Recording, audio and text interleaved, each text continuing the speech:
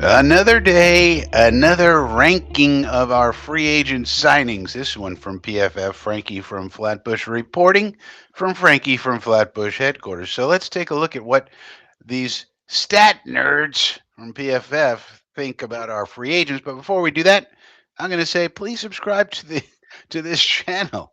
We're trying to get up to 1,000 subscribers. We got a long way to go, but we'd appreciate your help with that. And if you're not down for subscribing, or even if you are, please consider giving a like to this video, or consider joining the inner circle, where you get exclusive items, exclusive emojis. You get a star and a circle next to your name in the chat. You get all sorts of special goodies if you join the inner circle. Just $5 a month. Click the join button down below. Now, let's get over to these rankings, shall we? Lots of free agent signings coming in. Aziz Ojulari, for example, just went to the goddamn Eagles. How do the Eagles keep signing these people? And nobody else can sign anyone, but the Howie Roseman can sign everyone. Well, I don't know, but that's more for the Giants fans to get upset about. Not as much for the Jet fans.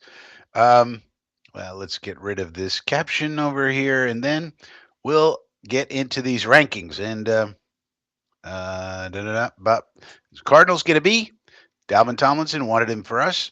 They got him. Baron Browning, very nice signing if he can ever stay healthy. Falcons get a C. This is PFF, by the way. Ravens get a B minus, but I think the Ravens get an A because they got DeAndre Hopkins. They re-signed Ronnie Stanley. They re-signed their fullback, who's not on here, Patrick Ricard. I give the Ravens an A. Buffalo Bills A minus. Now remember, the Yahoo grades were much different than this, which we looked at previously on a previous video.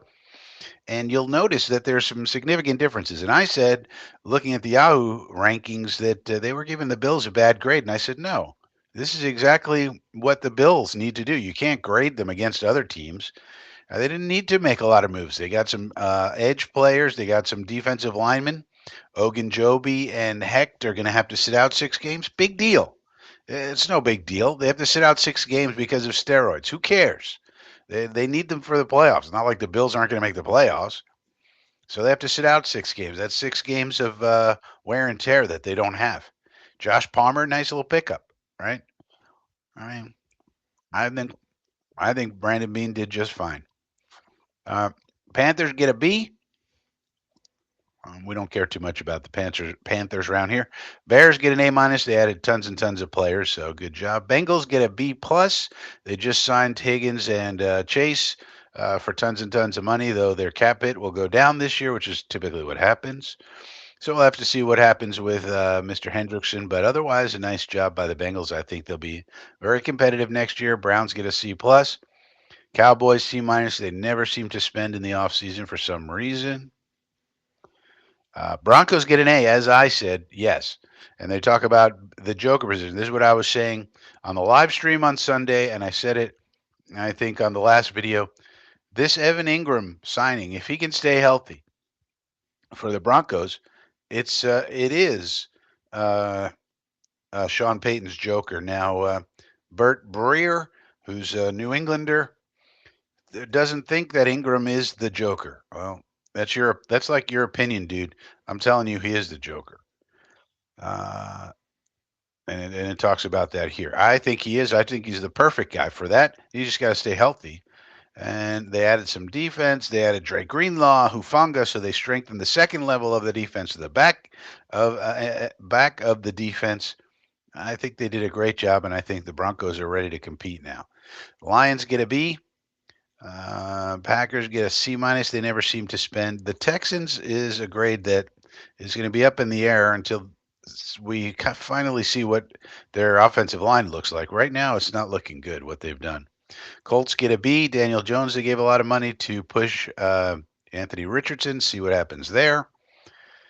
Jaguars get a C plus here, even though they spent a lot of money. Makari was a good signing, I thought. Downey Brown was a guy I wanted for the Jets. 2 years. Oh, that's the projected. So contract 1 year, $10 million they gave to De'Ami Brown. So $10 million was too rich for our blood. Man, we couldn't give him 2 years, 15, something like that. Maybe you didn't want to come there, Frankie. Yeah, I know. I got to play and work in New Jersey. Nobody likes that for sure. All right, Raiders get a B. Chargers B minus. They got Naj. Rams get an A minus, mostly because they got Devontae Adams, so they're going to make another run. Dolphins in our division C plus. They re-signed Dodson. They got Westbrook Akine. He's mostly known for blocking, but is also a good, a decent receiver. I thought we could target him too. I mean, he only got 6.5 million, and we over 2 years. We didn't want to do that for Nick Westbrook. I'm not sure I understand why we couldn't do better than this deal. Yes, I know. Maybe he didn't want to come. Maybe for us it would be 2 years, 8 million to entice him to come to New Jersey. 2 years, 9 million. I mean, we're not talking about a lot of money NFL wise. Yes, we got to overpay to get these people to not want to go down to the sunny Sunshine State where there's no income tax, there's green grass to play on, and beautiful women at Miami Beach. Miami Beach. Speaking of which, they signed Zach Wilson. Hide all your milfs on South Beach. Hide all the milfs on South Beach. Zach Wilson's coming. So the Minnesota Miami Vikings, the Minnesota Vikings get an A plus. See what happens with their quarterback situation. Is Aaron Rodgers really going to go there? A lot of conflicting reports there. Patriots get a B plus, which they really haven't found their receiver yet. But they did bulk up the defense, so we'll see how Vrabes does his first year there. Saints B minus, got a few key guys coming back there.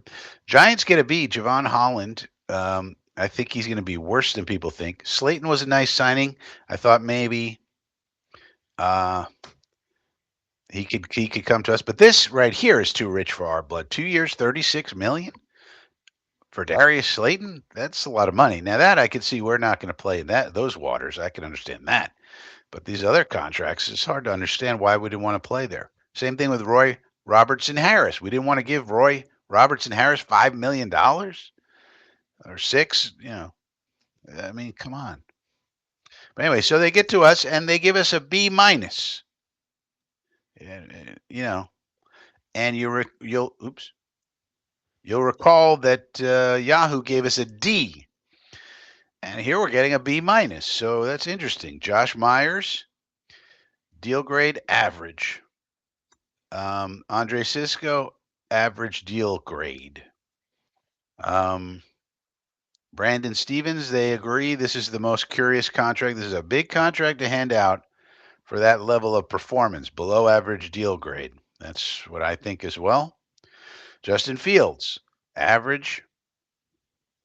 And this lays out, this what we all know. He might be good, he might be bad, he might be, meh.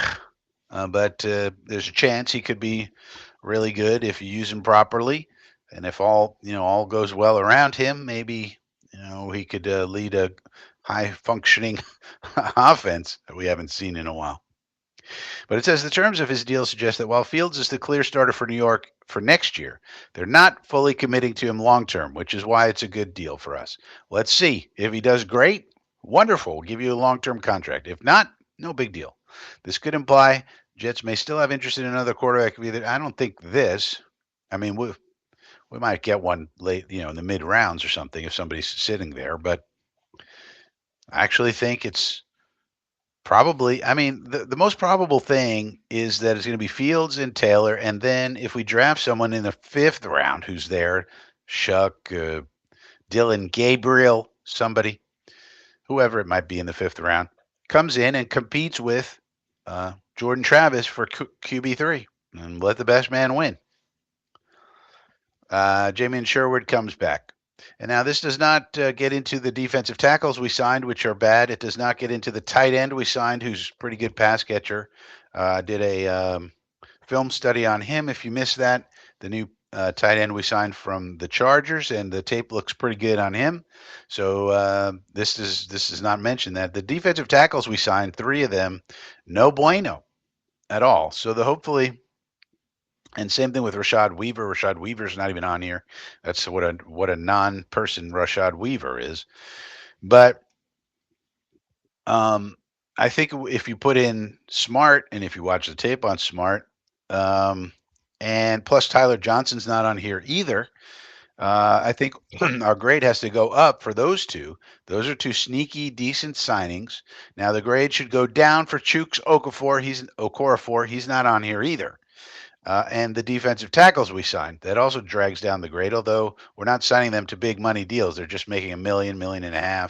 So they probably won't even make the team, hopefully, if we can get better people either through free agency, the draft, UDFAs, trades, something. But that's where we are. And we can see now that, here's where the roster stands. And, I forgot something. We talked about this on Sunday. Coffee with Frankie Sundays at 10 a.m. I forgot Kene is in here. Kene Nwangu. He's gonna probably make the team as a special teamer and backup running back. This is technically, he was on our team. He was a re-sign. So does that count as a free agent signing? Who else did we re-sign? Sherwood, but I count him as a blue chipper. Oh, and Isaiah Oliver's here as well, and he's not on here. So I left off a couple of dudes. Nobody called me out on it. That's on you guys. Isaiah, I never know how to spell Isaiah. There's I's and A's. I don't know. Isaiah. And then we got, Jackson Sermon is out. And we also have Davis, Jamin Davis. So I left off a couple of guys here. So now this is up to 30. And now up to 69 players. Plus we're going to have 8 draft picks. So that's 77. So we got about 13 more players to sign. Then UDFAs on top of that. So maybe we're going to sign, 5, 6, 7, 8 more players only. But if you look at it, Jamin Davis, I guess we'll put him in orange. The re-signings, I guess they're technically, because we let him go free, but then we re-signed.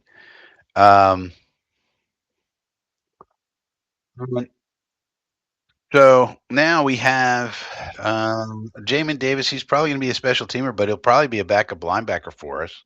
He's probably going to actually be second string when you think about it. Isaiah Oliver is a valuable guy because he can play the nickel, he can play the safety, he can play the boundary corner. So he's a valuable backup. In fact, he probably moves ahead of Jarius Monroe. Well, no, he'd probably move ahead of Jalen Simpson, although he's not a strong safety. So we'll. This isn't exact.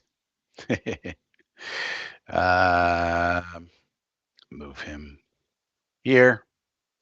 But this is the state of the roster now, and I think still more work to do.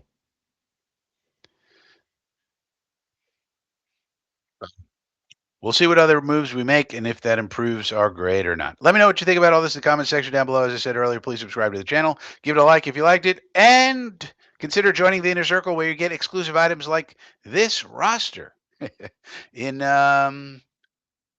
image format. As one of the many exclusive items you might get if you join the Inner Circle, $5 a month. Consider clicking the join button. Why not? All right. See you next time. Non-pertinent. How do you log that non-pertinent? No drug talk? They use codes to hide their patron phone numbers. And when someone does use a phone, they don't use names. And if someone does use a name, he's reminded not to.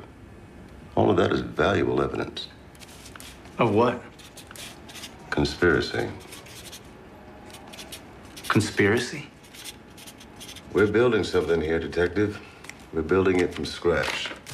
All the pieces matter.